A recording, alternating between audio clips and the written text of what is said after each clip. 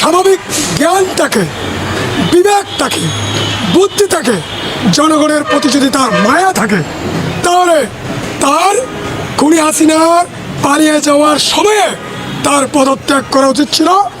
বিপ্লবী গণঅভ্যুত্থানের সরকারের কাছে ক্ষমতা হস্তান্তরের সুযোগ ছিল, প্রয়োজন ছিল, কিন্তু তিনি সেটা করেন নাই।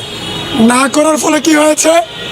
তিনি মহামান্য মর্যাদা, মহাসম্মান ইতিমধ্যে হারিয়েছেন।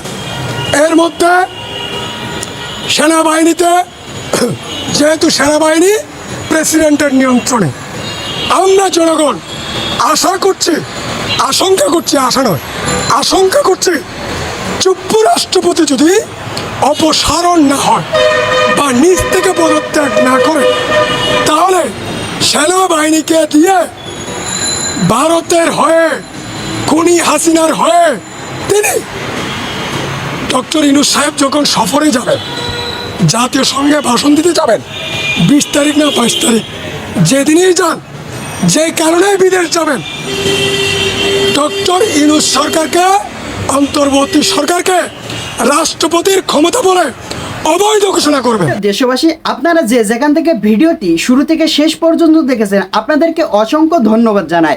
দর্শক, আপনারা যে নিউজগুলো দেখেছেন, দেখেই কিন্তু বুঝতে পেরেছেন কি বিষয় নিউজটি দেখেছেন। অবশ্যই কমেন্ট করতে ভুলবেন না। আর যারা এই ধরনের নিউজ ল্যাব দেখতে পছন্দ করেন, দেরি না করে এই চ্যানেলটি সাবস্ক্রাইব করে বেল আইকনটি অল করে দেবেন, তাহলে দেশের সকল আপডেট খবর, রাজনৈতিক খবর সবার আগে দেখতে পারবেন। দর্শক, তাহলে বেশি কথা বাড়াবো না, সবাই ভালো থাকবেন, সুস্থ থাকবেন। দেখা হবে পরবর্তী দেশের কোনো আপডেট খবর অথবা নিউজ নিয়ে। আসসালামু আলাইকুম।